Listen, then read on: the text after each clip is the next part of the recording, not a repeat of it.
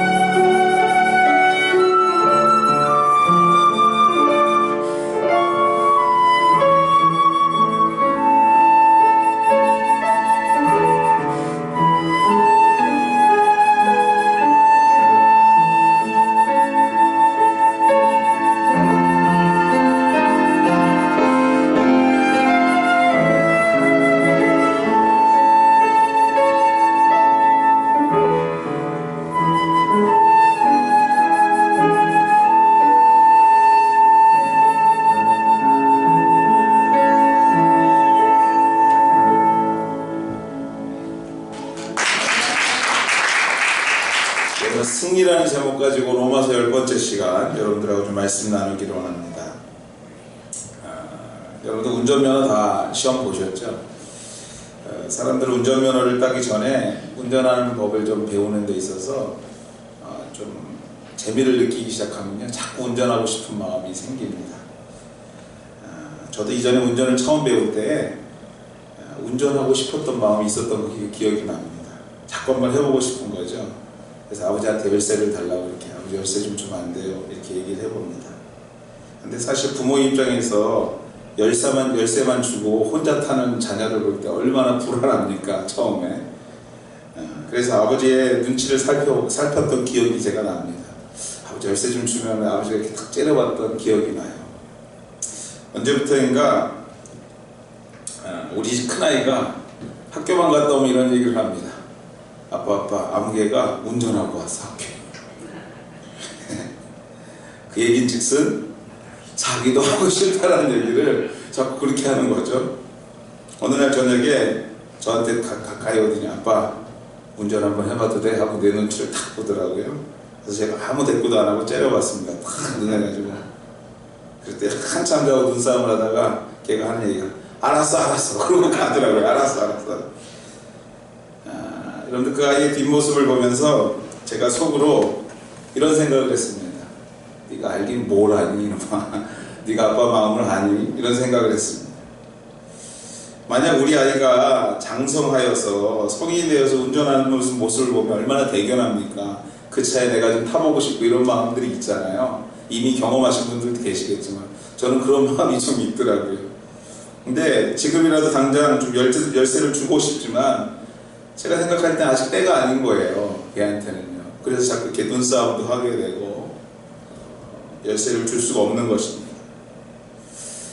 근데 여러분 더 중요한 건 그런 아빠 마음을 아들은 잘 모르더라는 겁니다. 그냥 아빠가 주기 싫은 거죠. 여러분 하나님과 우리의 관계도 마찬가지인 것 같습니다. 우리가 하나님의 마음을 잘 모르는 것 같습니다. 아니 여러분들 모르죠 사실. 마치 우리 아이가 아빠인 저의 마음을 잘 모르는 것처럼 우리가 하나님 마음을 잘 모를 때가 참 많이 있습니다.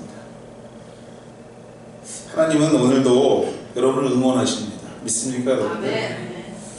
험난한 세상을 살아가는 당신의 자녀를 오늘도 응원하시고요. 이렇게 말씀하십니다.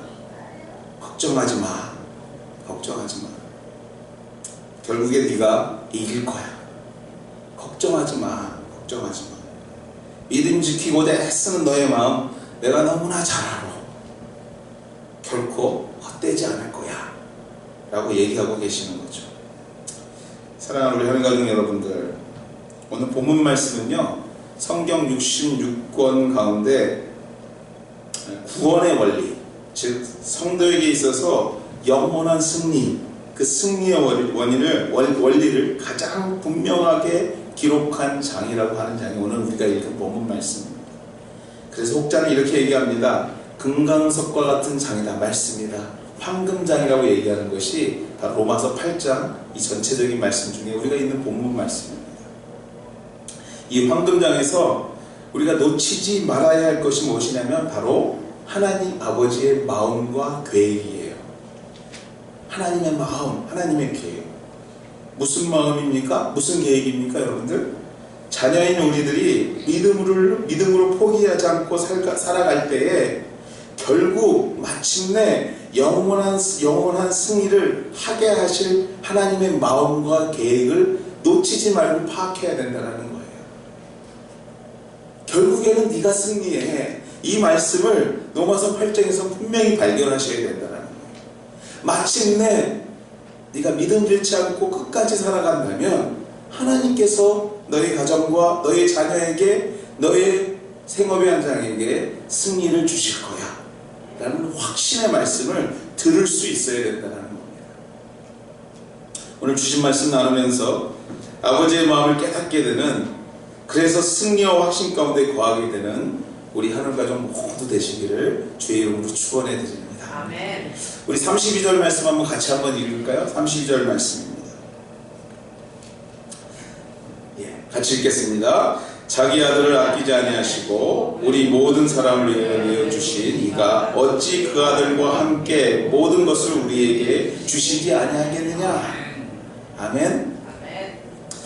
네, 여러분들 본문을 기록한 바울이 결국 성도가 승리할 것을 확신한 이후에 그 첫 번째 이유를 뭐라고 얘기하냐면 주시는 하나님이시기 때문이다 라고 얘기해요. 주시는 하나님이래요. 주시는 하나님. 그렇기 때문에 결국에 우리가 승리한다는 것이죠. 여러분들 하나를 보면 열을 한다는 한국의 속담이 있습니다. 하나를 보면 열을 할 수 있다는 거죠. 이 본문 말씀 32절이 바로 그러한 말씀입니다. 무슨 말씀이냐면 하나, 즉 독생자를 아끼지 않고 우리를 위해 희생하신 것을 보니까 뭘 볼 수 있어요? 열을 볼 수 있는 거예요. 즉 당신의 영적 자녀의 성도들이 이 땅을 믿음으로 살아가는 데 있어서 필요한 것을 주실 것을 확신하는 것을 보게 되는 겁니다. 그렇습니다. 여러분들, 우리 하나님은 주시는 하나님이십니다. 믿습니까? 우리를 당신의 자녀 삼으시고 천국 백성 만드시려고 그리스도를 아끼지 않고 주셨다고 합니다. 그리스도를 아끼지 않고 주셨대요. 예수 그리스도를 주셨다는 의미가 여러분들 무슨 의미인 줄 아세요? 예수 그리스도를 주셨다. 이 얘기는 바로 우리를 얼마나 사랑하고 있는가를 표현하는 말씀이에요. 그것을 보여주시는데 큰 의미가 있는 것입니다. 여러분들 이런 말 많이 들으셨을 거예요. 다 되는데 이것만은 안 돼. 이런 말 있죠. 다 되는데 이것만은 안 돼. 그런 말을 가끔 들어보게 됩니다. 그런데 여러분들 항상 경험하는 것은, 이 말을 들을 때 항상 경험하는 것이 있는데 그건 뭐냐면요, 다 되는 데는 별 관심이 없어요. 이것만 안 되는 데에 관심이 생겨요. 항상 보면요, 다 everything okay인데 이것만은 안 되는데 이것만 항상 문제가 돼요. 그거에 마음이 가더라는 거예요. 왜 그럴까 생각해보면요, 그것만은 안 되는 것이 진짜라서 그래요. 사실은요, 다 되는 거는 사실 별 볼 일 없어요. 그것만 안 되는 게 진짜이기 때문에 우리 마음이 자꾸 거기에 가 있는 거예요. 그것이 중요한 것입니다. 다 되는 것은 별 볼 일 없는 것이죠. 세상의 일반적인 사랑이 이렇습니다. 여러분들, 다 주는 것 같지만 정말 중요한 그것은 주지 않는 것이에요. 여러분, 대기업의 총수가 자신의 모든 재산을 사회에 환원한다고 그러죠. 도네이션 한다고 그래요. 그러나 속내를 들여다보면요, 단 이것만 하면서 이것만은 안 내놓는 게 있어요. 그걸 누굴 줍니까 여러분들? 자녀, 자식에게 물려주죠. 보면요, 다 내놓은 거 별 볼 일 없어요. 요것만 하는 게 항상 중요하다는 것이. 제가 텔레비 한국 프로 중에서 빼놓지 않고 보는 것 중에 하나가 뭐냐면 생활의 달인이라는 거. 항상 회개하죠. 보면서 저 사람 한 10년 정도 밥을 만들었으면 저렇게 달인이 되는데 나는 왜 평생 예수 믿고 이렇게 달인이 안 되는지 항상 회개합니다. 근데 그 프로를 보면서 항상 느끼는 게 뭐냐면 다 공개하는데 그거 안 되는 게 있어요. 그거 안 보여줘요 여러분들. 근데 그게 핵심이에요. 그게 있어야지 맛도 나고요, 그게 있어야지 잘도 돼요. 바로 이것이 세상의 사랑이라면, 그러나 우리 하나님은 다 되는 것을 주시는 것이 아니라 그것만은 안 되를 주신 거예요. 믿습니까 여러분들? 그것만은 안 되는데 그걸 우리에게 주신 거예요. 왜요? 그만큼 우리를 사랑하셨기 때문에 그래요.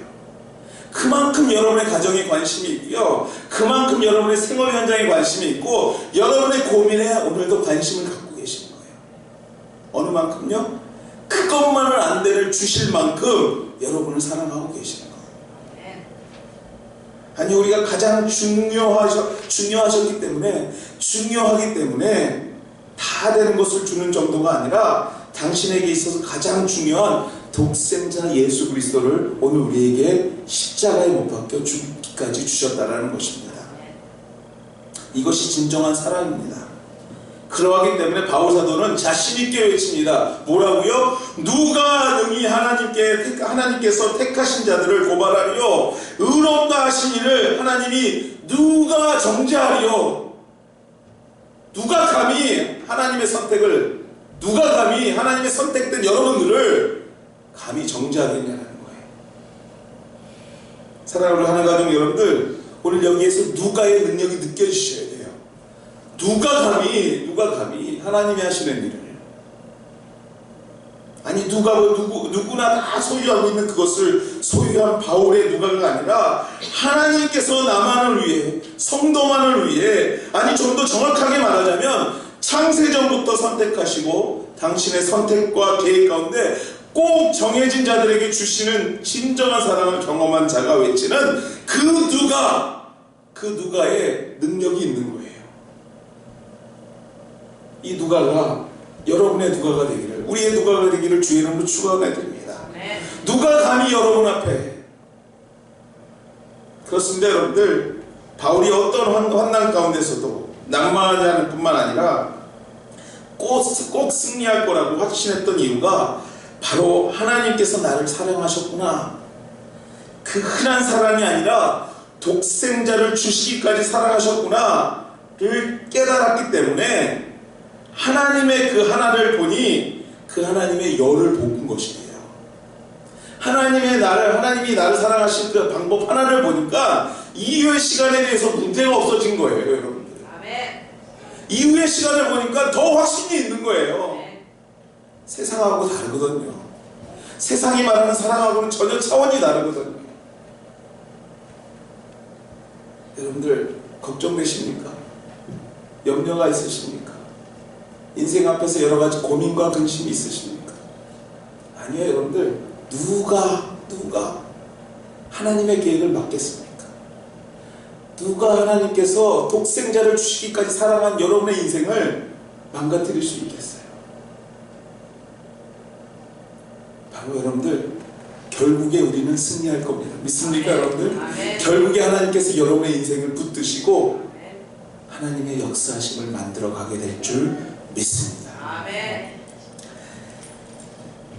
그렇습니다, 여러분들. 누가 감히 우리를 흔들겠습니까? 하나님이 사랑하는 자, 그들의 인생은요 궁극적으로 승리할 수밖에 없습니다.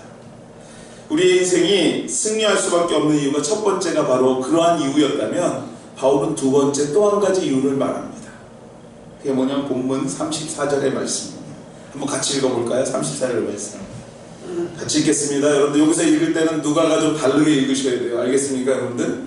예? 같이 읽겠습니다. 누가 정죄하리요? 죽으실 뿐 아니라 다시 살아나신 이는 예수 그리스도 예수니 그는 하나님 우편에 계실 자요 우리를 위하여 간구하시는 자신이라. 아멘. 두 번째 이유가 바로 34절의 이유인데요. 하나님께서 가장 중요한 독생자 예수까지 우리를 위하여 희생하셨습니다. 그렇게 우리를 사랑하시는 분이 우리를 끝까지 인도하신 것뿐만 아니라 독생자 예수 그리스도를 부활시키셔서요 당신의 우편에 두시고 무슨 일을 하고 계시냐면 이런 일을 한다고 합니다. 우리를 위하여 간구하신대요. 우리를 위하여 간구하신대요. 여러분들 영어 성경에 이 간구라는 말을 이렇게 표현합니다. interceding for us 라는 표현을 써요. intercede라는 것은요 중재라는 의미가 있습니다. 중재하다. 좀 법적인 용어죠. 중재하다. 탄원하다. 이런 뜻이에요. 특별히 여러분들 중재라는 단어를 좀 집중해서 볼 필요가 있는데요. 생각해보면 이 중재라는 단어는 굉장히 법적인 용어이면서도 굉장히 법적인 용어가 아니에요. 그 이유가 무엇이냐면 중재란 여러분들 제가 사전적인 거 한번 쭉 읽어드릴 테니까 한번 보십시오. 중재란 분쟁의 당사자들이 법적인 절차까지 가지 않고 제3자를 중재인으로 선정하여 그 분쟁의 해결을 중재인의 결정에 맡기는 동시에 최종적으로 그 결정에 복종함으로써 분쟁을 해결하는 것이다. 이게 중재의 의미예요. 뭔 소리인지 잘 모르시겠죠? 이게 뭐냐면요 중재인을 세워서 법정 앞에까지 가지 않게 한다는 얘기예요. 판사 앞에서 너 잘못했어, 너 잘했어 이걸 가르지 않고요 중재인을 세워서 이 모든 것을 깨끗이 해소시킨다는 얘기입니다. 그래서 여러분들 이 용어가 법적인 용어이면서도 법적이지 않은 용어인 것이에요. 그건 제 주장입니다. 네. 하나님은 예수 그리스도를 중재자로 세우셨어요. 그리고 예수 그리스도의 중재는요 성도인 우리를 위해서만 하십니다. 믿습니까? 누구를 위해서 하는 게 아니에요. 성도인 우리를 위해서 당신의 핏값으로 산 우리를 위해서만 중재하세요. 변호하세요. 우리를 위하여 강구하시는 자치시라. 물론 세상의 중재자는요, 성공할 수도 있고 성공 못할 수도 있어요. 그것이 중재가 잘못돼서 둘이서 완전히 갈라서는 수도 있어요. 그러나 한 가지 여기서 중요한 것은 예수님의 중재는 언제나 퍼펙트하다는 거예요. 언제나 완벽하다는 것입니다. 왜 그러냐면요, 이미 당신의 목숨까지 바치셔서 우리를 사셨기 때문에 그래요. 우리를 자녀 만드셨기 때문에 그 중재가 실패할 수가 없어요. 이미 사랑하신 자들이기 때문에. 우리의 어떤 행위, 그 어떤 상황 속에서도 그리스도 앞으로 가지고 나와 회개하며 중재를 요청할 때에 우리 예수님은요, 완벽한 중재, 강구를 누구에게 합니까? 아버지 하나님께 함으로 그 일을 해결하시기 시작하십니다. 그래서 성도는요, 승리할 수밖에 없는 거예요. 그래서 주님 앞에 나아가면요, 우리가 승리할 수밖에 없는 그거밖에 없어요. 결론은요. 특별히 바울은요, 그리스도의 중재를 강조하면서 오늘 현실적인 예를 많이 들고 있습니다. 우리 35절에서 36절까지 다시 한번 읽어볼까요? 같이 읽겠습니다. 35에서 36절까지 말씀입니다. 누가 우리를 그리스도의 사랑에서 끊으리요? 환난이나 공고나 박해나 기근이나 적신이나 위험이나 칼이랴. 기록된 바 우리가 종일 주를 위하여 죽임을 당하게 되며 도살당할 양같이 여김을 받았습니다 함과 같으니라. 여러분들, 이 얘기가 하나님 얘기입니까? 하나님이 언제 무슨 고난당하고 박해당하고 그러셨어요? 아니에요. 여러분들, 이 성도가 현 시대에 당하고 있는 얘기를 바울이 기록하고 있는 거예요. 내가 목회하고 있던 교회에서, 지역에서 당했던 일들을 기록하고 있는 겁니다. 그렇습니다. 여러분, 당시 고난당하고 핍박당하고 있는 성도들의 모습을 묘사하고 있는 것입니다. 그 묘사 가운데 바울에게도 걱정이 생기기 시작했어요. 어떤 걱정이 생겼냐면, 이러한 저런들 환난과 공고와 박해와 기근, 또 적신이 뭐냐면 헐벗는 거예요. 막 다 벗겨지는 겁니다. 때문에 영원한 승리를 주시는 하나님을 혹 성도들이 나에게서 잃어버릴까, 흔들려서 믿음을 잊어버리면 어떡할까 라는 걱정들이 생기기 시작한 거예요. 시험에 드는 자들이 있을까 하는 걱정인 거죠. 아니, 이것이 전부가 아닌데 하나님은 앞으로 승리를 주실 것인데 이 승리에 대한 확신이 흔들릴까 하는 바울의 걱정이 생긴 거예요. 저렇게 고통받다가 이 고통이 끝까지 이어지는 게 아니라 결국 하나님께서 승리를 주실 건데 이 생각을 잊어버릴까 하는 두려움이 오기 시작했던 거예요. 바울이 현실 가운데 살고 있는, 오늘을 살고 있는 우리들에게 본문을 통해서 분명하게 선포하십니다. 걱정하지 말라는 것이죠. 걱정하지 마. 이것이 영원하지 않을 것이라는 것을 말하고 있는 것이에요. 결국 중재자 되시는 주님께서 이 모든 어려움을 가지고 나와 고발할 때, 그 앞에 나와서 주 앞에 하소연할 때, 기도할 때, 간절히 간구할 때에 전능자 성자 하나님께서 완벽한 중재를 통해서 진정한 승리를 주시는 것을 믿어 의심치 말라고 오늘 35절 말씀에서 기록하고 있는 것입니다. 누가 여러분의 기도를 막을 수 있겠냐는 것이에요. 누가 여러분이 하나님 앞에 나오는 길을 막을 수 있겠냐는 것이에요. 그 앞에 나와 누가 예수 그리스도가 하나님 앞에 여러분을 중재하는 것을 막을 수 있겠냐는 거예요. 결국은 승리할 거라는 겁니다. 사랑하는 여러분들, 기도하실 때 여러분들 누구 이름으로 기도하십니까? 역시 우리 교회다운 대답입니다. 예수 그리스도. 그렇죠. 예수님의 이름으로 기도하죠. 제가 예전에 세례교육할 때, 부교육자 시절에 이제 세례받는 분들 교육하잖아요. 근데 한 번은 60이 넘으신 어르신이 이제 막 예수 믿고 세례교육 받으러 오셨어요. 세례교육을 열심히 한 4주 동안 질문해가면서 열심히 했어요. 그리고 마지막에 제가 이제 장로님들 앞에서 문답해야 되잖아요. 그래서 문답을 훈련시키느라고 누구의 이름으로 기도합니까? 그래서 제 기대가 뭐예요? 예수님의 이름으로. 근데 이분이 한참 생각하던 대답이 우리 마누라 이름으로 좀 할까요? 이러시더라고요. 제가 그래서 다시 공부해가지고 예수의 이름으로 기도하셔야 돼요. 가르쳤던 기억이 있습니다. 여러분들, 이것이 왜 중요한 줄 아세요? 여러분들이 너무 습관적으로 하다 보니까 이거의 중요한 의미를 잘 모르세요. 여러분들 기도 막 하고 나서 예수님의 이름으로 기도했습니다. 이 말이 얼마나 중요한 말인가. 여러분들 예수의 이름으로 기도하는 것이 가지는 정말 중요한 의미가 무엇이냐면요, 여러분의 회개와 발행, 강구, 고통 가운데 외치는 부르짖음, 이 부르짖음이 이제 완벽한 변호인인 중재자인 청자 예수님 손으로 가는 작업이에요.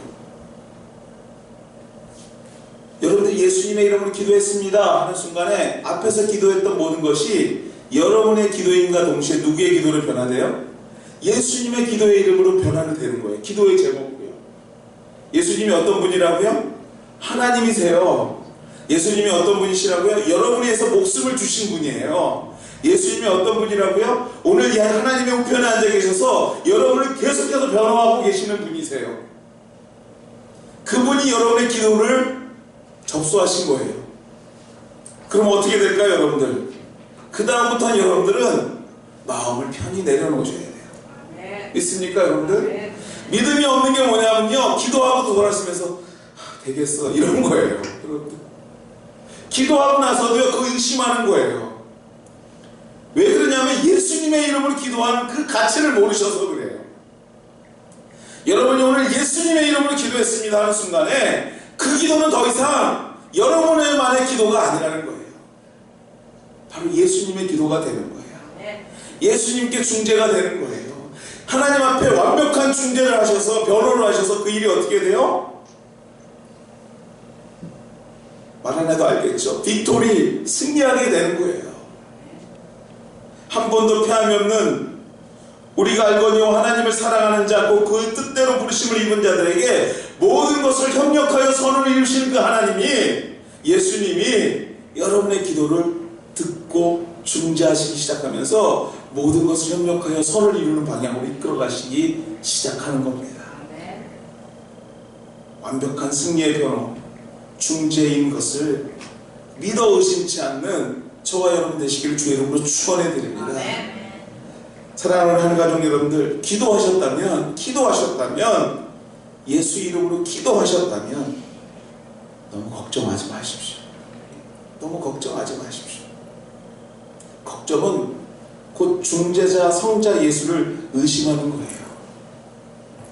협력하여 손을 이루시는 우리 하나님의 은혜가 응답으로 올 것을 기대하십시오. 그것이 올바른 성도의 자세인 줄 믿습니다. 말씀을 했습니다. 성도는 궁극적인 승리를 확신해야 합니다. 그것이 성도의 사명이에요. 내가 반드시 이길 거야 를 믿는 사람들이에요. 누구의 힘으로? 나의 힘으로? 우리 남편의 힘으로? 아니 우리의 생업의 힘으로? 아니에요, 여러분들. 우리 아내의 힘도 아니에요. 바로 예수님의 능력으로 나를 위해 오늘도 정말로 간절한 기도의 제목을 가지고 하나님 앞에 호소하고 계시는 그 예수님의 은혜로 여러분은 승리하실 겁니다. 본문을 통해서 바울은요 자신 있는 누가의 외침을 여러분과 쉐어하기를 원해요. 누가, 이 말을 여러분도 좀 바울같이 하기를 원하는 것을 느끼셔야 돼요. 모르긴 몰라도 제가 예언하는 분명히 맞을 겁니다. 월요일부터 시작되는 일에 누가 할 소리가 여러 번 나올 거예요. 여러분 마음을 흔들어 놓는 시험거리들이 많을 겁니다. 그때마다 여러분들 기억하십시오. 기도하겠다. 기도하면 승리한다. 누구 때문에? 예수님 때문에. 중재자 되시는, 최고의 변호인 되시는 예수 그리스도를 확신하며 오늘 끝이 없는 기도 가운데 승리하게 되시는 우리 하늘 가족 다 되시기를 주의 이름으로 소망하고 축원해 드립니다. 같이 한번 기도하시겠습니다. 시간 같이 기도하시겠는데요.